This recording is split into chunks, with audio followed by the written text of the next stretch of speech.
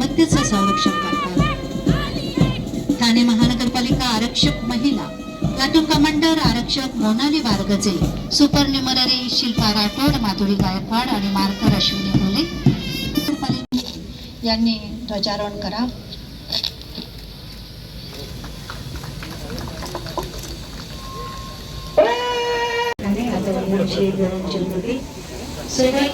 जागतिक दर्जाची वाहतूक यंत्रणा आणि दर्जेदार लाईफस्टाईल असा ठाणे जिल्ह्यात चौफेर विकास करायचा आहे। देशातल्या सगळ्यात मोठे ट्रान्सफॉर्मेशन झालेला जिल्हा म्हणून देशात आघाडी मिळवून देण्याचं स्वप्न आपण पाहिलं आहे। आपलं सरकार हे कोणत्याही परिस्थितीत साकार करणार। ठाण्याचा चेहरामोहरा बदलणारे तब्बल 34 इन्फ्रा प्रोजेक्ट सुरू आहे। मेट्रो, बुलेट ट्रेन, कोस्टल फ्लायओव्हरचा समावेश आहे। त्यासाठी तब्बल 4 लाख कोटी रुपयांची गुंतवणूक अपेक्षित आहे। नागला बंदर येथे सर्वात मोठी चौपाटी विकसित होती आहे। ठाणेकरांना तणावमुक्त जीवन जगण्यासाठी, मनोरंजनासाठी ही मोठी सुविधा विकसित होती आहे। माझ्याकडे गृहनिर्माण, नगरविकास यासारखी महत्त्वाची खाती आहे आणि यामध्ये आम्ही लवकरच नवीन क्रांतिकारी गृहनिर्माण धोरण आणतोय। नवीन पॉलिसी, परवडणारी घरं असतील, परवडणारी भाड्याची घरं असतील, वर्किंग वुमनसाठी असतील, स्टुडंट हॉस्टेल असेल, गिरणी कामगारांसाठी घरं असतील, सर्वसामान्य लोकांसाठी घरं, हे मोदीजींचं सगळ्यांसाठी घरं हे धोरण देखील आपण राबवतो। येत्या 5 वर्षात 8 लाखापेक्षा जास्त घरं आपण बांधतोय। समृद्धी महामार्गाचा शेवटचा टप्पाही जवळजवळ पूर्ण झाला आहे। मुंबई पुणे मिसिंग लिंकचं काम 96% पूर्ण झालं आहे। आमच्या कामात कोणताही स्पीड ब्रेकर नाही आहे। राज्याच्या सगळ्या विकासासाठी प्रचंड ऊर्जा, सामर्थ्य आणि इच्छा लागते आणि ती आम्हाला प्रधानमंत्री आदरणीय नरेंद्र मोदी यांच्याकडून वेळोवेळी मिळते आहे। त्यांचंही सहकार्य, योगदान या राज्याच्या विकासामध्ये मिळत आहे। शासन म्हणजे एकटे मंत्री आणि आमदार नसतात, तर प्रशासन हे शासनाचे रथाचं महत्त्वाचं चाक आहे। शासन आणि प्रशासन ही रथाची महत्त्वाची 2 चाकं आहेत। मी जिल्हा प्रशासनाचे कौतुक करतो। सर्वच विभागांनी अतिशय डेडिकेशनने काम केले। ठाणे जिल्हा तर उद्योगाचा जिल्हा म्हणून ओळखला जातो। गेल्या वर्षी ठाणे जिल्हा उद्योग केंद्राने गेल्या 2 वर्षात 10,061 कोटी रुपयाच्या गुंतवणुकीसह 150 सामंजस्य करार केले।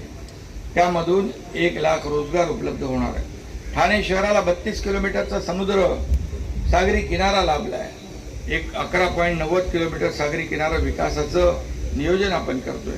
त्यातही 5.5 किलोमीटरचा प्रकल्प पूर्ण झाला आहे। 14,000 क्षमतेचं भव्य असं कन्व्हेन्शन सेंटर उभारण्यात येणार आहे। दिव्यांग बंधू भगिनींना आर्थिकदृष्ट्या सक्षम करण्यासाठी CSRच्या माध्यमातून दिव्यांग कल्याण केंद्र उभारले। क्षयरोग निर्मूलन कार्यक्रमात ठाणे पालिकेचा 4था क्रमांक आला आहे। या ठिकाणी यंदा UPSC परीक्षेत घवघवीत यश मिळवणारे 7 विद्यार्थी ठाणे महापालिकेच्या कैलासवासी CD देशमुख प्रशासकीय संस्थेचे विद्यार्थी आहेत। त्यांचं यश आम्हा सगळ्यांसाठी अभिमानास्पद आहे। शासनाच्या 100 दिवसाच्या कृती आराखड्यामध्ये ठाणे महापालिकेचा 1ला क्रमांक आला। मी त्यांचंही अभिनंदन करतो। उमेद अंतर्गत लखपती दीदी योजनेत ठाणे जिल्ह्याने 100% उद्दिष्टपूर्ती केली आहे।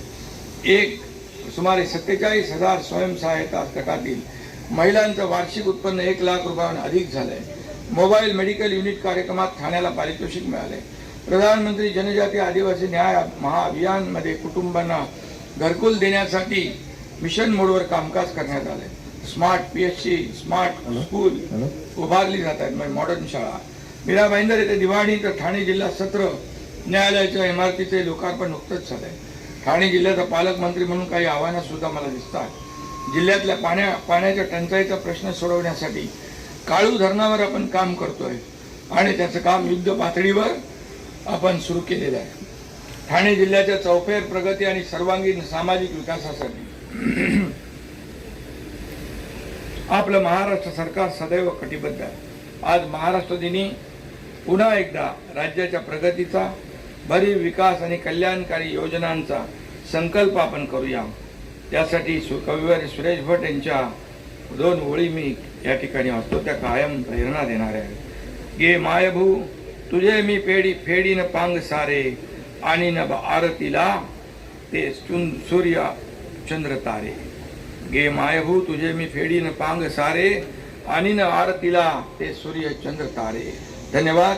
जय हिंद, जय महाराष्ट्र। जागतिक दर्जाची वाहतूक यंत्रणा आणि दर्जेदार लाईफस्टाईल असा ठाणे जिल्ह्यात चौफेर विकास करायचा आहे। देशातल्या सगळ्यात मोठे ट्रान्सफॉर्मेशन झालेला जिल्हा म्हणून देशात आघाडी मिळवून देण्याचं स्वप्न आपण पाहिलं आहे.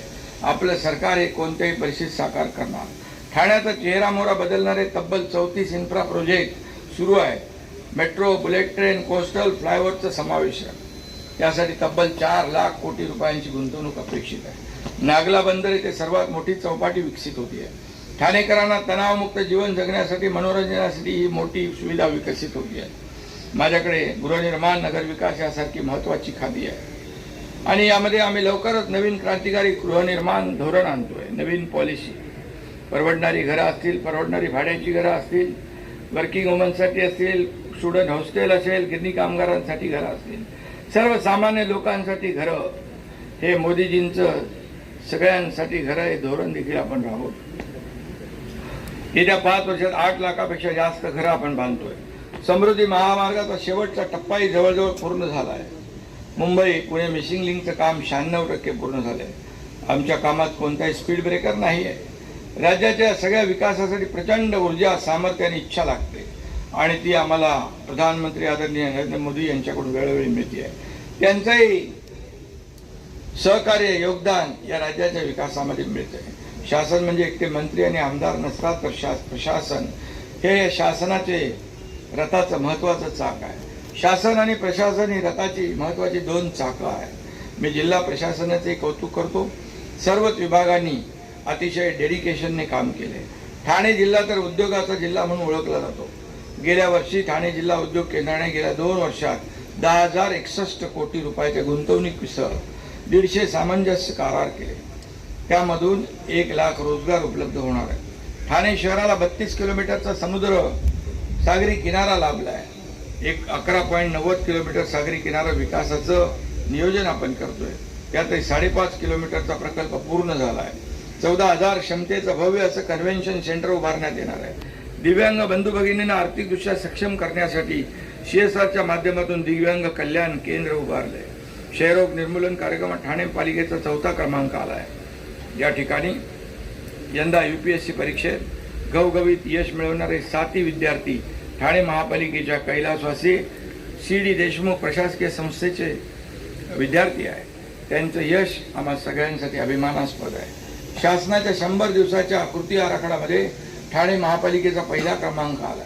मी त्यांचंही अभिनंदन करतो. उमेद अंतर्गत लखपती दीदी योजनेत ठाणे जिल्ह्याने 100% उद्दिष्टपूर्ती केली आहे. सुमारे 47,000 स्वयंसहायता गटातील महिलांचं वार्षिक उत्पन्न 1 लाख रुपयांहून अधिक झालंय. मोबाईल मेडिकल युनिट कार्यक्रमात ठाण्याला पारितोषिक मिळाले. प्रधानमंत्री जनजाती आदिवासी न्याय महाअभियानमध्ये कुटुंबांना घरकुल देण्यासाठी मिशन मोडवर कामकाज करण्यात आले. स्मार्ट PSC, स्मार्ट स्कूल उभारली जात आहेत, म्हणजे मॉडर्न शाळा. मीरा भाईंदर येथे दिवाणी तर ठाणे जिल्हा सत्र न्यायालयाच्या इमारतीचे लोकार्पण नुकतंच झालंय. ठाणे जिल्ह्याचा पालकमंत्री म्हणून काही आव्हानं सुद्धा मला दिसतात. जिल्ह्यातल्या पाण्याच्या टंचाईचा प्रश्न सोडवण्यासाठी काळू धरणावर आपण काम करतोय आणि त्याचं काम युद्ध पातळीवर आपण सुरू केलेलं आहे. ठाणे जिल्ह्याच्या चौफेर प्रगती आणि सर्वांगीण सामाजिक विकासासाठी आपलं महाराष्ट्र सरकार सदैव कटिबद्ध आहे. आज महाराष्ट्र दिनी पुन्हा एकदा राज्याच्या प्रगतीचा, भरीव विकास आणि कल्याणकारी योजनांचा संकल्प आपण करूया.